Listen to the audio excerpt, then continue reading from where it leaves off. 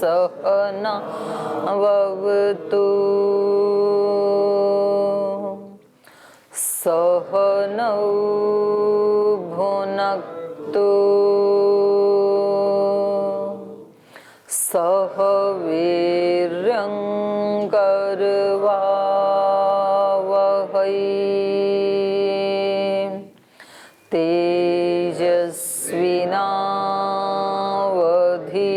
तेजस्विनावधीतमस्तु मा विद्विषावहै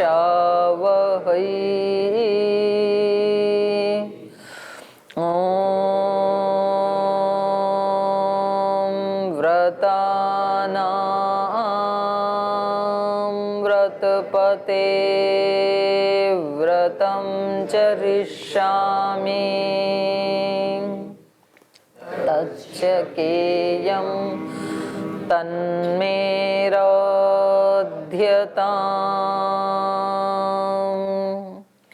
इदमहमनृतात् सत्यमुपैमि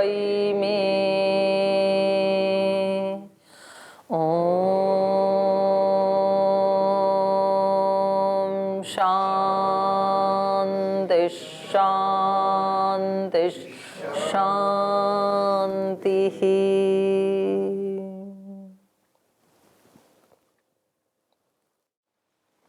अयोध्या कांड का 25वां सर्ग,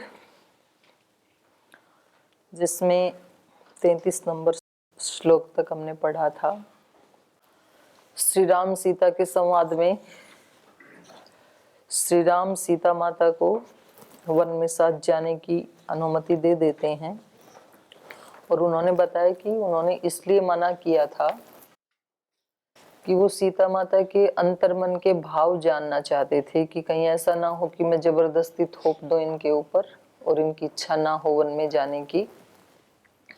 तो पहले उनकी मनोभाव को, मनस्थिति को जानना चाहते थे।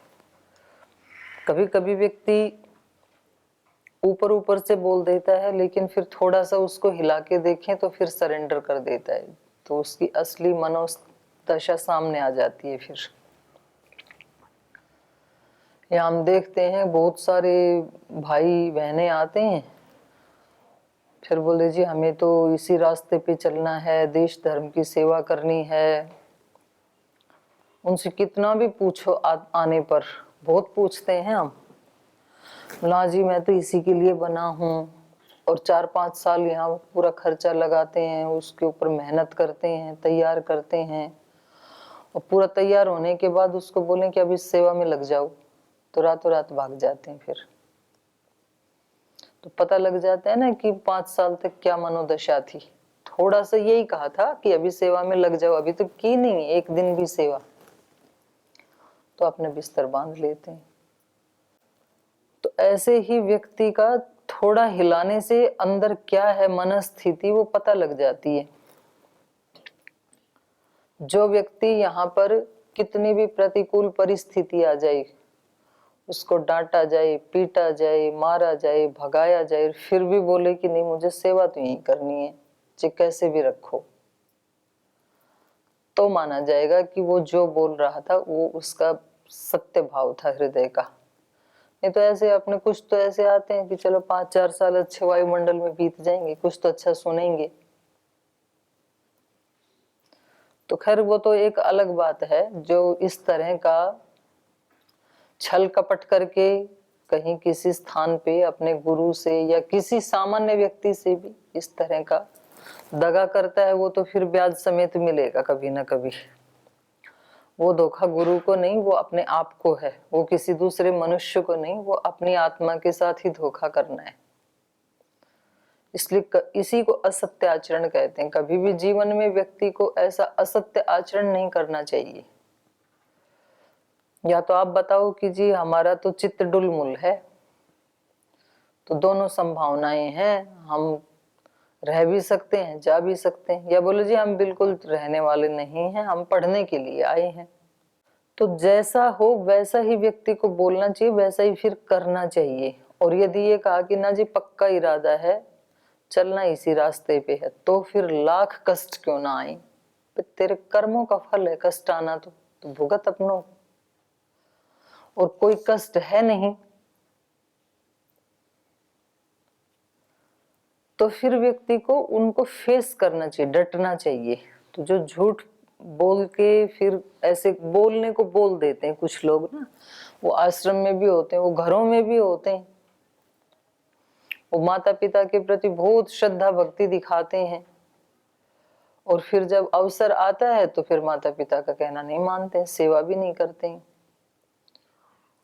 महिलाओं में कहीं 2-3 देवरानी जेठानी हो तो उनमें से ऐसे हो जाता है कि वो एक को ऐसा बना देते हैं कि भाई उसमें बहुत सारे दुर्गुण हैं, एक को ऐसा बना देते हैं उसमें कोई भी दोष नहीं है। ऐसे कई दिन चलता रहता है, फिर कोई ऐसा मौका आता है तो पता लगता रहे जिसको खराब बता रहे थे वो फिर भी ठीक निकली, और जिसके इतने प्रशंसा की पुल बांध रहे थे वो तो बिल्कुल ही अंदर से बेकार निकली। तो श्री राम इसलिए सीता माता को हिला हिला के देख रहे हैं कि वहां बहुत कष्ट है, वहां रह नहीं पाओगी आप। तो वो कह रही हैं कि आप कहीं भी जाओ, मुझे तो वहीं जाना है, चाहे वो फिर सुख का रास्ता हो या दुख का रास्ता हो। इसको कहते हैं संकल्प, इसी को कहते हैं व्रत, इसी को कहते हैं सत्य।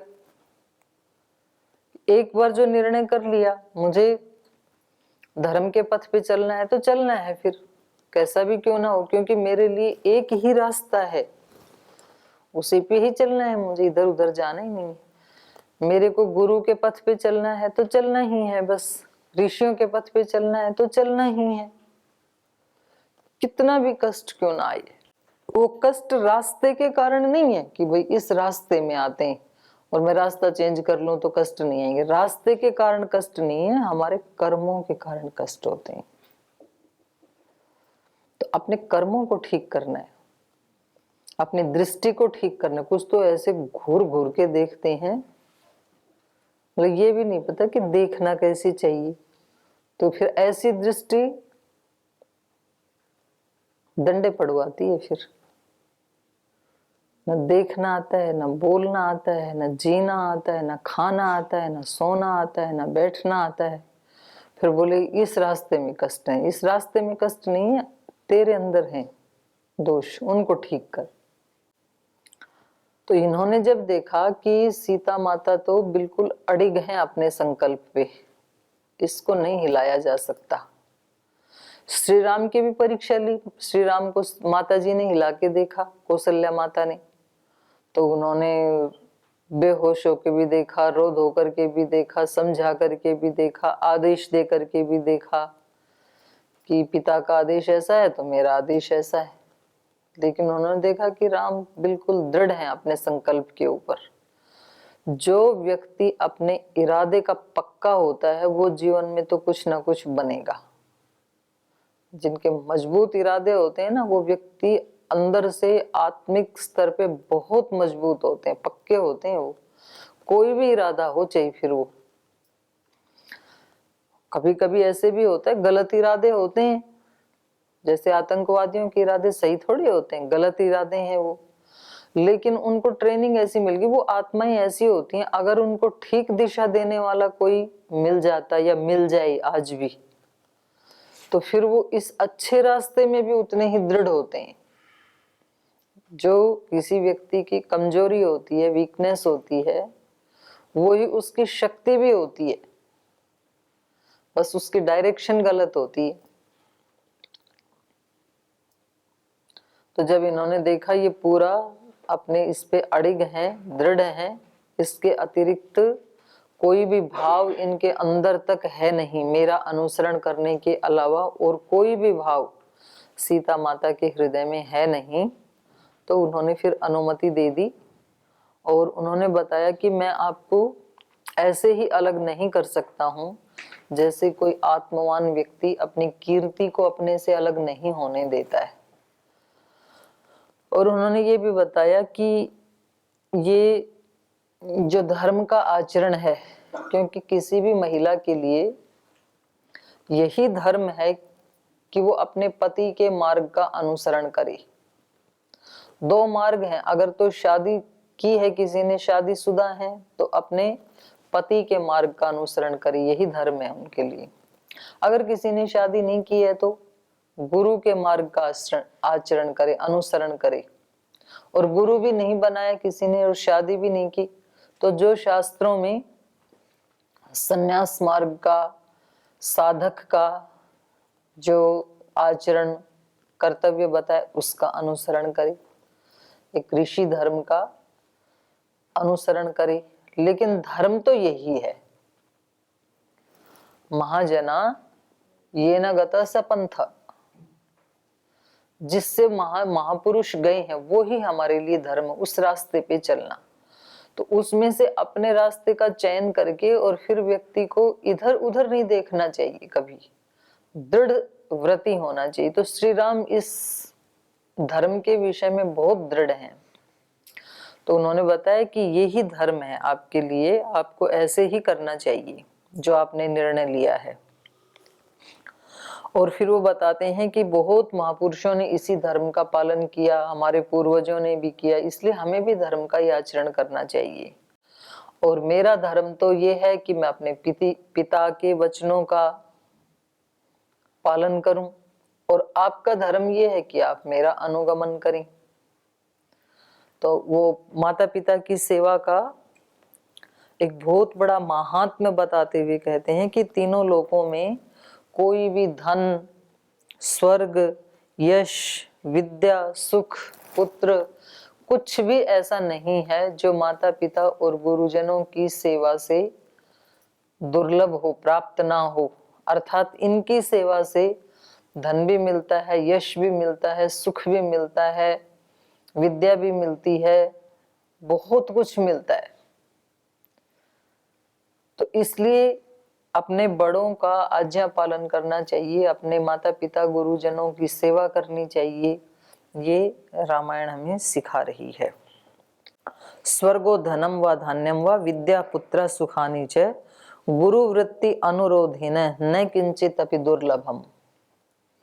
गुरुवृत्ति का अनुसरण करने पर गुरुओं ने जो बताया, तो गुरु में तीन बड़े गुरु आ जाते हैं, माता पिता और जो गुरु हमें जीवन की शिक्षा देते हैं, उनके आदेश का, उनके व्रत का, यहाँ पर उनकी वृत्ति का, वृत्ति मतलब आचरण, जो उनका आचरण, उनका अनुसरण करने से, उनके वचनों का पालन करने से कुछ भी दुर्लभ नहीं है। तो इसमें कोई आपका प्रश्न है तो पूछ सकते हैं पहले। बोलो। ओम दीदी जी प्रणाम। दीदी जी, यहाँ पर एक नक्षत्र की बात कही गई है, सुवर्चला। ये नक्षत्र और तारे अलग अलग होते हैं? सभी तारे नक्षत्र नहीं होते हैं, कुछ तारे नक्षत्र हैं। और ये कौन सा नक्षत्र है? मतलब सुवर्चला ही नक्षत्र है। ऐसे तो सारे नक्षत्र सूर्य की ही परिक्रमा करते हैं। ये कभी भी छोड़ता नहीं है। छोड़ भी देते हैं? हाँ, छोड़ भी देते हैं, मंद भी हो जाते हैं। ये हमेशा उसके साथ ही रहता है, सुवर्चला जी। धन्यवाद। ओम प्रणाम दीदी। दीदी जी, उलाहना का क्या अर्थ है? उलाहना मतलब उपालंभ। कैसे समझे उसको? कैसे समझे? समझाओ भाई, कोई उदाहरण देके। इनको उलाहना का नहीं पता है, उपालंभ देके कौन समझाएगा इनको। देते ही रहते हैं ना व्यवहार में उपालंभ। तो मतलब मन में तो किसी के प्रति ऐसा नहीं होता है कि वो व्यक्ति वैसा है, फिर भी उसको ऐसे वाक्य कहे जाते हैं जिससे कि वो ठीक रास्ते पे चल पड़े, उसको उपालंभ कहते हैं। ठीक है जी। ओम दीदी जी प्रणाम जी। जिस कल 2-3 श्लोकों में आया था कि माता पिता और गुरु की आज्ञा और सेवा ही सबसे बड़ा धर्म है।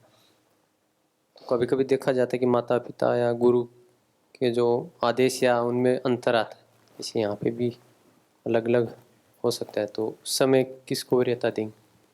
कभी कभी क्या देखा जाता है कि उनकी आज्ञा ठीक नहीं होती है, यानी कि मतभेद रहता है, मतलब दो। अच्छा, जैसे माता पिता गुरु हैं तो गुरु कुछ कहेंगे, माता पिता कुछ और कहेंगे। तो उस समय हम जिसके पास हैं को वरीयता देनी चाहिए, और उनमें तीनों में भी जो ज्यादा विद्वान है, जिसके जो ज्यादा धार्मिक है और हमारे कर्तव्य के जो ज्यादा नजदीक है, हमारी आत्मा की भी एक मांग है ना। जैसे आप यहाँ पर आए गुरुकुल में, तो उसमें क्या होता है, पिता कहते हैं कि ठीक है इस रास्ते पे जाना है तो जाने दो, माँ कहती है नहीं अब मैं नहीं जाने दूंगी। तो अब दोनों में से किसकी माने? तो फिर एक तो आपकी आत्मा के नजदीक क्या है। यदि आपके संस्कार आपको कह रहे हैं कि संसार के रास्ते पे भी तो चला जा सकता है, यहाँ चल के भी तो अच्छा मनुष्य बना जा सकता है, कि सभी गुरुकुल में जाके ही थोड़ी अच्छे बनते हैं, तो फिर तो माँ की माननी चाहिए, क्योंकि आपके संस्कार वो ही है ना, तो आपको उसी मार्ग पे चलना चाहिए। फिर फिर पिता को बोलना चाहिए कि जी मेरे ऐसे यही रास्ता ठीक है मेरे लिए। और यदि आपको भी लग रहा है कि नहीं श्रेष्ठ तो मुझे यही मार्ग लग रहा है, और इस जन्म में यदि मैंने मेहनत पुरुषार्थ नहीं की तो कब करूंगा, तो मुझे अच्छा तो इसी रास्ते पे चलना लग रहा है, तो फिर माँ को समझाना चाहिए। और जैसे यहाँ आ गए और फिर यहाँ आपको घर जैसी अनुकूलताएं तो मिलेंगी नहीं, क्योंकि घर में आप एक व्यक्ति रहते हैं, यहाँ पर आप सैकड़ों में रहते हैं, तो समूह में तो समूह जैसी व्यवस्थाएं होंगी, और सबके लिए एक ही व्यवस्था करनी होती है। घर में तो एक बालक है तो उसके लिए नियमों में आगे पीछे हो सकता है उसके अनुसार, लेकिन समूह में ऐसा नहीं हो सकता है, क्योंकि समूह में यदि ऐसे करने लगे तो फिर एक दिन भी नियम नहीं चलेंगे। तो फिर व्यक्ति को लगता है कि भाई यहाँ तो मेरी बात को समझते ही नहीं है।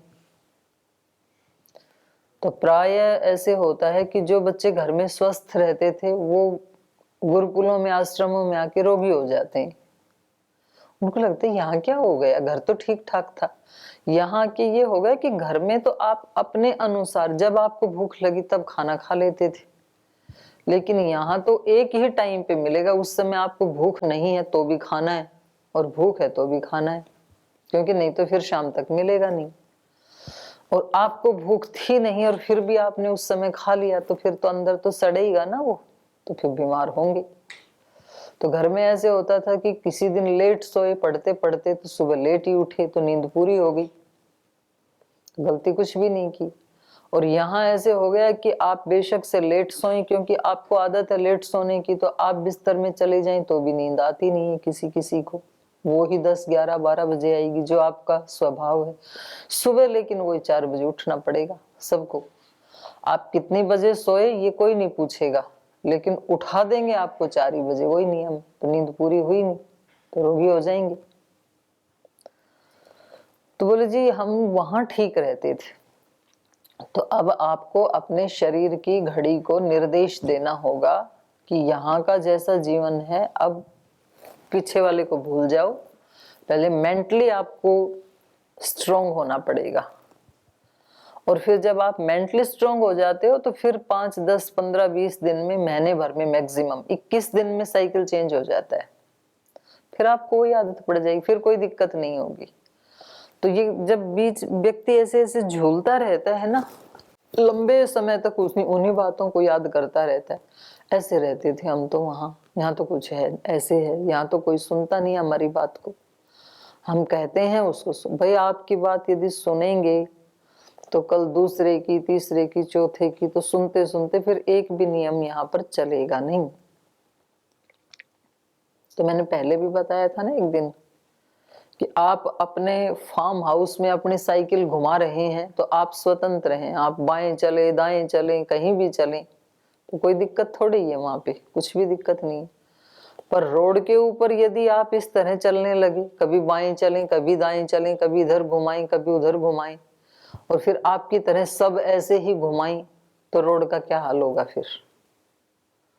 तो रोड के ऊपर तो वो रूल लागू करना ही होगा कि अपने बाएं चलें तो ही व्यवस्था बन पाएगी। तो जब हम आश्रम में आ जाते हैं तो फिर गुरु का धर्म ही हमारे लिए सर्वोपरि धर्म होता है। फिर सारी चीजों को भूल के उसको ही पालन करना चाहिए। और माता पिता गुरु कोई भी सामने नहीं है किसी व्यक्ति के, मानो कल्पना करो, तो वो किसकी आज्ञा पालन करे। तो वो फिर शास्त्र के अनुसार और अपने संस्कारों के अनुसार किसी एक रास्ते का चयन करे कि भाई मुझे इस रास्ते पे चलना है, और फिर एक बार जो संकल्प ले लिया फिर दूसरी तरफ मुड़ के नहीं देखना कि भाई उस रास्ते पे भी चलने की मेरे अंदर क्षमता थी तो मैं अब इसको चेंज कर लूं, क्योंकि ये संस्कार चेंज करने वाला संस्कार बड़ा खतरनाक होता है, भयानक होता है। तो ऐसे ज्यादातर लोग आपको ऐसे मिलेंगे कि मन डुलमुल होता है ना। तो बोले जी किसी ने कहा था 100 फीट खोदने के ऊपर पानी निश्चित रूप से मिल जाता है, मैंने पूरा 100 फीट खोद दिया है।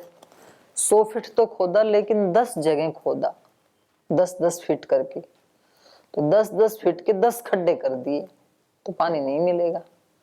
100 फीट तो खोदना था, मेहनत उतनी ही की आपने, लेकिन एक ही जगह खोदना था, 10 जगह नहीं खोदना था, तब पानी मिलता है। एक ही रास्ते के ऊपर एक ही ध्येय लेकर के, एक ही संकल्प लेके फिर आदमी उसमें जुट जाए। एक ही साधे सब सधे, सब साधे सब जाए। एक चीज को अगर आपने सिद्ध कर लिया तो आप फिर सब कुछ सिद्ध कर लेंगे, क्योंकि अब आपको चित्त एकाग्र करना आ गया। तो जहां कहीं भी जिस भी फील्ड में आप लगाएंगे सिद्ध कर लेंगे। और सब चीजों को एक साथ सिद्ध करने लगेंगे ना तो सब जाएंगी। एक साथ 10 खड्डों में पानी निकालने की कोशिश की, एक में भी नहीं आएगा, थक जाओगे 10-10 फीट खोद करके। तो पहले एक ही जगह खोद लो। तो पहले एक ही चीज को सिद्ध करना चाहिए, किसी एक ही विद्या, किसी भी चीज को सिद्ध कर ले व्यक्ति, सेवा को, साधना को, समर्पण को, विद्या को, ज्ञान को, कुछ कोई तो एक फील्ड लेना चाहिए, क्रीड़ा को, संगीत को, जो भी आपकी, मतलब अगर आपने सेवा का मार्ग चुना है तो सेवक ऐसा हो, आदर्श सेवक हनुमान जी जैसा, विवेकी भी हो और हर समय सेवा करके अपना सौभाग्य समझे कि मेरे को ज्यादा से ज्यादा सेवा मिले। और जिस दिन 1-2 घंटे के लिए भी सेवा ना मिले उस दिन व्यक्ति को कष्ट होना चाहिए कि आज मेरे धर्म का पालन नहीं हुआ, सेवा मिली नहीं आज कोई भी। तो वो व्यक्ति सेवा के मार्ग में भगवान को प्राप्त कर लेगा। इतना बड़ा धर्म है ये सेवा धर्म। तो साधना का मार्ग अपनाया तो ऐसा साधक बने कि फिर एक पल भी भगवान से अलग होने पर उसको कष्ट होना चाहिए कि मैं इतने क्षण के लिए तो भूल गया था भगवान को, ऐसा साधक होना चाहिए। विद्यार्थी हो तो जो पढ़ाया उसके गुरुजनों ने उनसे भी अच्छा पढ़ा दे अगले दिन, ऐसा विद्यार्थी होना चाहिए। एक एक बात उसको याद रहे 1 घंटे के बाद कि आज शुरुआत यहाँ से की थी और उसके बाद ये पढ़ाया। श्रद्धेय स्वामी जी महाराज कई बार बोलते हैं, बोले पता नहीं हमारे बच्चे जो हैं इनको 10-10 साल हो गए हमारे पास आई, और मैं इनको कहता हूँ कि चलो आज मोटापा का पैकेज करवाओ, मोटापा वाले आसन करो, तो बोले इनको पता ही नहीं कि मोटापा वाले आसन कौन से हैं। बताएं कि ये करो तब तो सारे कर लेंगे, पैकेज का नहीं पता। लेकिन तो क्यों नहीं पता? जब महाराज जी करवाते हैं उस समय इस दृष्टि से नहीं देखते हैं कि ये कल मुझे करवाना पड़े तो मैं स्वामी जी से भी अच्छा करवाऊंगा, इस दृष्टि से नहीं देखते।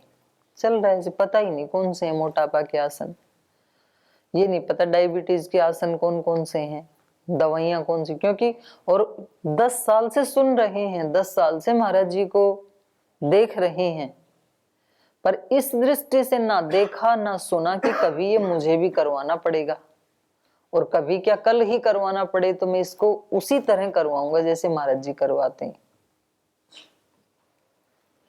तो व्यक्ति अपनी इस तरह से जिम्मेदारी लेकर के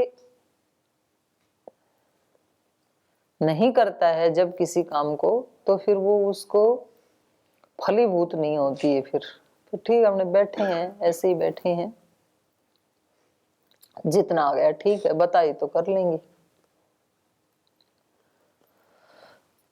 तो इन तीनों में से या चारों में से किसी भी मार्ग को चुन करके आप उसी मार्ग को चुनो, उसी आज्ञा को आप फॉलो करो जिसमें आपके संस्कार भी सहयोगी हैं, क्योंकि करना तो आपको है ना। तो इसलिए आपने कहा कि जी कभी कभी परस्पर विरोधी आज्ञा होती हैं, तो यहाँ भी है, इनके घर में भी। इनकी माताजी कहती हैं बेटा मत जा, मैंने आज्ञा दे दी है। लेकिन इनको लग रहा है कि भाई माँ से भी ज्यादा, क्योंकि माँ को भी पिता का अनुसरण करना है ना, तो वैदिक धर्म में एक पिच ऊपर रखा जाता है पिता को, भाई ये मुख्य हैं इस घर के, तो इनकी बात को हम सर्वोपरि रखेंगे, तो फिर उसका अनुसरण करना चाहिए। ठीक, और कोई प्रश्न किसी का? बोलो। प्रणाम माता जी। मेरा ये क्वेश्चन था कि परम पूज्य स्वामी जी महाराज ये जो कथन बोलते हैं कि एक क्षण के लिए भी अशुभ का आदर नहीं करना और एक क्षण के लिए भी शुभ का अनादर नहीं करना, ये इसकी क्या भावना है? अशुभ का आदर करने का मतलब है, जैसे हमारे मन में आया कि आज तो बारिश हो रही है और थोड़ा सा गले में भी दर्द है, तो बोल देते हैं कि दीदी तबीयत ठीक नहीं है, ये अशुभ है। ये एक भाव आया और आपने तुरंत उसको स्वीकार कर लिया, ये है अशुभ का आदर करना। फिर आप नहीं आओगे उसका आदर किया तो। और जैसे ही वो आया और आपने उसको हटा दिया कि नहीं देखो कुछ भी हो, मौसम अपना काम कर रहा है, मैं अपना काम करूंगा, तो जब तक मेरे दम में दम है मैं अपने कर्तव्य का पालन जरूर करूंगा। तो ये है शुभ का आदर करना और अशुभ का निरादर करना। तो एक ही क्षण में आता है शुभ और अशुभ, बस एक बार उसका आपने अशुभ का आदर कर लिया तो फिर वो काफी देर तक रहेगा आपके घर में। ऐसा नहीं है कि वो एक क्षण में आए तो अगले क्षण निकल जाएगा, ऐसा नहीं है। फिर वो तब तक आपके घर में बैठा रहेगा, मन मस्तिष्क में बैठा रहेगा, जब तक आप उसके प्रति जागरूक नहीं होंगे। और वो जब जागरूक होंगे उसमें दिन भी बीत सकते हैं, घंटे बीत सकते हैं, वर्ष बीत सकते हैं, जीवन बीत सकता है उस प्रमाद में व्यक्ति का। तो इसलिए सब शास्त्रों ने हमारे को कहा उत्तिष्ठतः जागृतः, जागरूक रहो। इसलिए स्वामी जी बोलते हैं एक क्षण भी अशुभ का आदर नहीं करना, क्योंकि एक क्षण में यदि वो अंदर चला गया तो पूरा वर्षों की साधना को तोड़फोड़ करके, नष्ट भ्रष्ट करके, और तब मतलब फिर कुछ भी नहीं बचेगा जब तोड़फोड़ करने के लिए, तो तब तो वो शांत हो ही जाएगा। तो तब तक तो लेकिन हमारा तो पूरा नुकसान हो ही गया। मतलब एक चिंगारी को भी यदि आपने अपने कमरे में आने दिया, जैसे ऐसे दिया सलाई जलाई और एक ही तो चिंगारी है, उसका यदि आपने आदर किया, उसको स्वीकार किया, तो फिर तो वो पूरे कमरे में जब तक जितनी वस्तुएं हैं उन सब को जब तक ना जला दे तब तक तो जाएगी नहीं। और जब सारी चीजें जल के राख हो गई तब तो वो खुद भी शांत हो जाएगी। अगर आसपास कुछ जलाने योग्य है तो उसको भी जला देगी। तो ऐसा ही है ये अशुभ, एक चिंगारी की तरह एक क्षण में आता है व्यक्ति के अंदर और बड़ा नुकसान करता है। इसलिए कहते हैं स्वामी जी कि एक क्षण भी अशुभ का आदर नहीं करना। हो गया समझ में, क्लियर हो गया? और कोई प्रश्न है किसी का? तो चलिए आगे चलते हैं। छोटे छोटे अशुभ आते हैं, ये इनको पकड़ना चाहिए व्यक्ति को। जैसे कोई किसी का नुकसान नहीं कर रहा, हमारे ही मन में हमारे आत्म संवाद चलते रहते हैं। जैसे किसी व्यक्ति ने हमारे को थोड़ा सा हल्का सा कठोर भाषा में बोल दिया और हमारा कोई दोष भी नहीं था, आत्म संवाद शुरू हो जाता है उसी समय से उस व्यक्ति के प्रति। अप्रियता की भावना उत्पन्न हो जाती है उसी क्षण, और फिर हमारा मन न उनके दोषों को ढूंढना शुरू कर देता है। दोषों को ढूंढना और दोषों को बोलना अंदर अंदर, इन्होंने तब भी ऐसे किया था, तब भी किया था, ये है ही ऐसे, अपना नहीं देखते हैं, ऐसे थोड़े ही बोलना चाहिए, ऐसे थोड़े, ये आत्म संवाद शुरू हो गया। अब व्यक्ति को यदि जागरूक होगा ना तो तुरंत उसको याद आना चाहिए कि ये आत्म संवाद मेरे लिए अशुभ है, मेरे लिए अशुभ है, यद्यपि ये सत्य है, जो आत्म संवाद चल रहा है वैसा ही है वो व्यक्ति, लेकिन मेरे लिए अशुभ है।